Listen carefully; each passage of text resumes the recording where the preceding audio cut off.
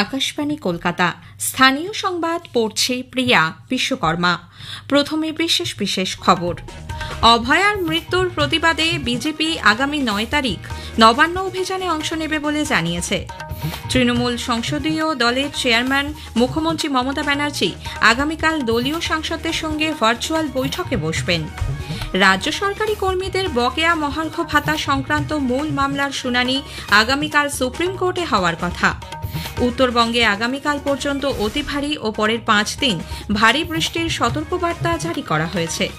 আসছে বিস্তারিত খবরে। অভয়ার মৃত্যুর প্রতিবাদে আগামী 9 আগস্ট নবান্ন অভিযানে বিজেপি অংশ নেবে বলে দলের রাজ্য সভাপতি শ্রমিক ভট্টাচার্য জানিয়েছেন। কলকাতায় আজ তিনি বলেন, এই প্রাতিষ্ঠানিক হত্যাকাণ্ডে অভয়ার জায়গায় কোনো পুরুষ থাকলে তাঁকেও মরতে হতো, তবে অভয়া মহিলা বলে নির্যাতনের শিকার হতে হয়েছে। এই মৃত্যুকে কেন্দ্র করে মানুষ রাজনৈতিকভাবে প্রভাবিত না হয়েই পথে নেমেছিলেন, তাই এই প্রতিবাদ আন্দোলন অব্যাহত থাকুক বলে শ্রী ভট্টাচার্য মন্তব্য করেন। কালকে তার বাবা মার সঙ্গে আমার দীর্ঘক্ষণ কথা হয়েছে। তারা তদন্তের গতি প্রকৃতি নিয়ে অসন্তুষ্ট, বিরক্ত এবং কিছুটা হলেও হতাশ। আমাদের তরফ থেকে যা সহযোগিতা প্রয়োজন আমরা সহযোগিতা করব, এবং তার মা বাবা যে আমন্ত্রণ করেছেন, তারা যে যাবেন বলেছেন, তাতে আমাদের দলের কর্মী তারা থাকবেন। আমরা আমাদের সলিডারিটি এক্সপ্রেস করছি এবং তাদের এই চেষ্টা সফল হোক। উল্লেখ্য, অভয়ার বাবা মা গতকাল তাঁদের দলীয় কার্যালয়ে এসে আন্দোলনে অংশ নেওয়ার আমন্ত্রণ জানান। তদন্তের গতি প্রকৃতি নিয়েও অসন্তোষ ও হতাশা ব্যক্ত করেন তারা। তৃণমূল কংগ্রেস নেত্রী মুখ্যমন্ত্রী মমতা ব্যানার্জি আগামীকাল দলীয় সাংসদদের নিয়ে ভার্চুয়াল বৈঠকে বসতে চলেছেন। সংসদে তৃণমূল কংগ্রেস সাংসদদের কি করণীয়, কি কি ইস্যুতে তাদের সরব হতে হবে তা নিয়ে মুখ্যমন্ত্রী বার্তা দিতে পারেন। উল্লেখ্য, মুখ্যমন্ত্রী তৃণমূল সংসদীয় দলের চেয়ারপারসনও বটে। ইন্ডি জোটের অন্যতম শরিক হিসেবে তৃণমূল কংগ্রেস অন্যান্য বিরোধী দলগুলির সঙ্গে কিভাবে কক্ষ সমন্বয় করবে, যৌথ প্রতিবাদে সামিল হওয়ার পন্থা পদ্ধতি নিয়েও সাংসদদের স্পষ্ট বার্তা দিতে এই বৈঠক বলে রাজনৈতিক বিশ্লেষকরা মনে করছেন। রাজ্য সরকারি কর্মচারীদের মহার্ঘ ভাতা সংক্রান্ত মূল মামলার শুনানি আগামীকাল সুপ্রিম কোর্টে বিচারপতি সঞ্জয় কারোল ও বিচারপতি প্রশান্ত কুমার মিশ্রের বেঞ্চে হওয়ার কথা।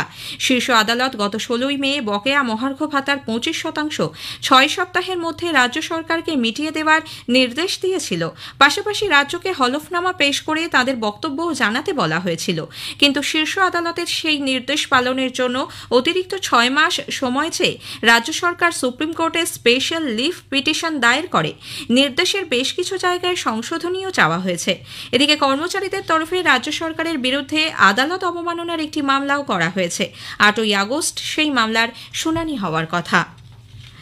রাজ্যে বাংলাদেশি ও রোহিঙ্গাদের অনুপ্রবেশের বিরুদ্ধে প্রতিবাদ জানাতে পূর্ব মেদিনীপুরে বিজেপি দীঘা জেলা নেতৃত্ব কলকাতা হাইকোর্টের অনুমতি পেয়েছে। রাজ্যের বিরোধী দলনেতা শুভেন্দু অধিকারীর সেই মিছিলে উপস্থিত থাকার কথা।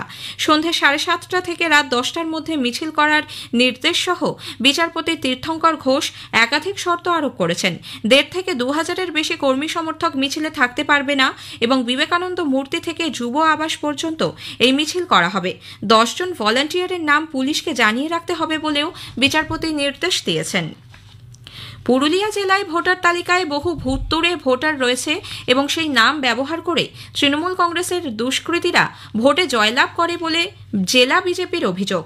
তাই ভুয়ো ভোটার খুঁজতে জেলা বিজেপি নেতৃত্ব বাড়ি বাড়ি অভিযানে নেমেছেন।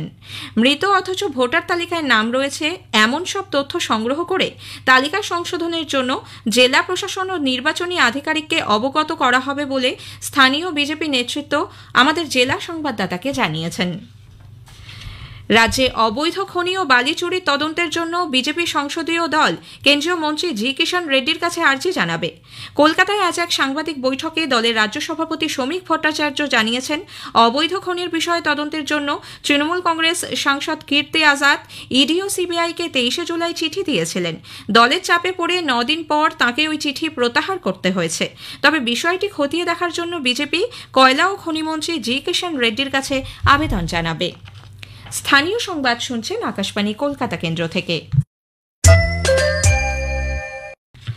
হিমালয় সন্নিহিত পশ্চিমবঙ্গের ওপর অবস্থান করা ঘূর্ণাবর্তটি সরে গিয়ে এখন উত্তর পশ্চিম বিহার এবং উত্তর পূর্ব উত্তরপ্রদেশের ওপর রয়েছে।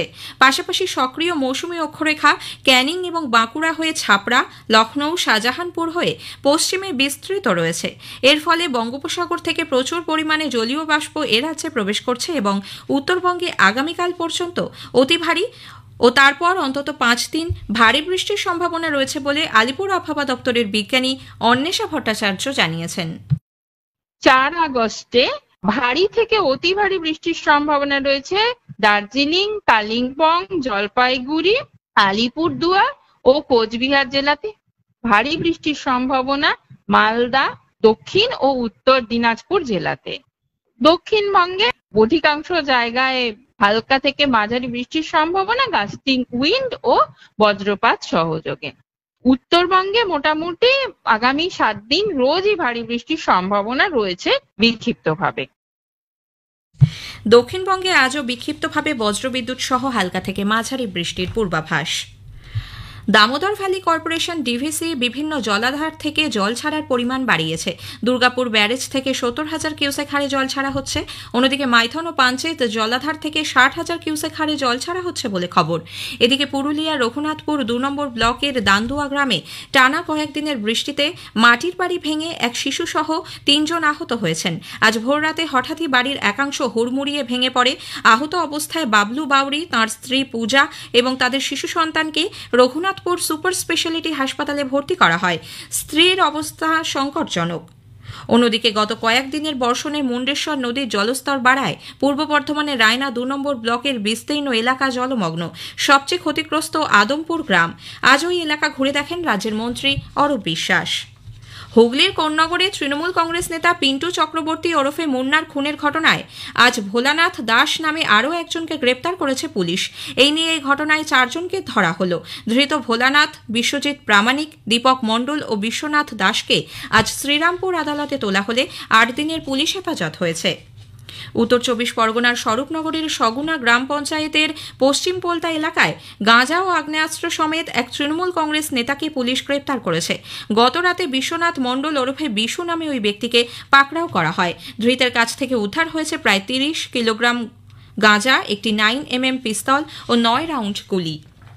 পশ্চিম মেদিনীপুরের খড়গপুর গ্রামীণ বিধানসভার অর্জুনী অঞ্চলের মুড়কুনিয়া সমবায় সমিতির নির্বাচনে বিজেপি সমর্থিত প্রার্থীরা 7টি আসনে জয় পেয়েছে। অন্যদিকে তৃণমূল কংগ্রেস সমর্থিত প্রার্থীরা 2টি আসনে জয়ী হয়েছে। উল্লেখ্য, আজই ওই সমবায় সমিতির নির্বাচন অনুষ্ঠিত হয়। কলকাতার রিজেন্ট পার্ক থানা এলাকায় দিলীপ কুমার শাহ নামে বছর 60-এর এক ব্যক্তির ঝুলন্ত দেহ পুলিশ তার ঘর থেকে উদ্ধার করেছে। ঘর থেকে একটি সুইসাইড নোটও পাওয়া গিয়েছে।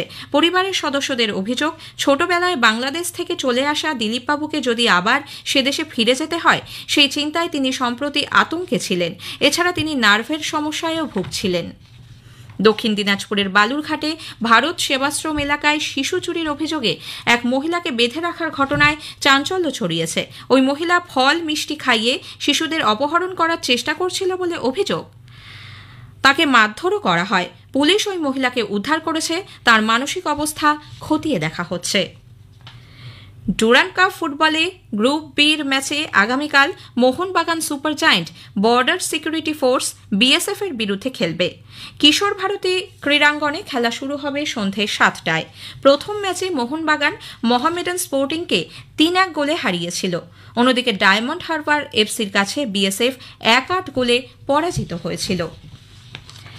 কলকাতা ফুটবল লিগের প্রিমিয়ার ডিভিশনে আজ ইস্টবেঙ্গলকে 2-0 গোলে পরাজিত করল পুলিশ এসি। ব্যারাকপুরের বিভূতিভূষণ বন্দ্যোপাধ্যায় স্টেডিয়ামে ম্যাচের 11 মিনিটে পেনাল্টি থেকে মোহাম্মদ আমাল নাইমের গোলের সুবাদে বিরতিতে 1-0 গোলে এগিয়েছিল পুলিশ এসি। দ্বিতীয়ার্ধের 75 মিনিটে উজ্জ্বল হাওলাদার দ্বিতীয় গোলটি করেন। শেষ করার আগে স্থানীয় সংবাদের বিশেষ কিছু অংশ আরও একবার। অভয়ার মৃত্যুর প্রতিবাদে বিজেপি আগামী 9 তারিখ নবান্ন অভিযানে অংশ নেবে বলে জানিয়েছে।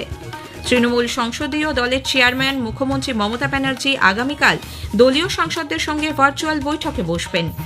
রাজ্য সরকারি কর্মীদের বকেয়া মহার্ঘ ভাতা সংক্রান্ত মূল মামলার শুনানি আগামীকাল সুপ্রিম কোর্টে হওয়ার কথা।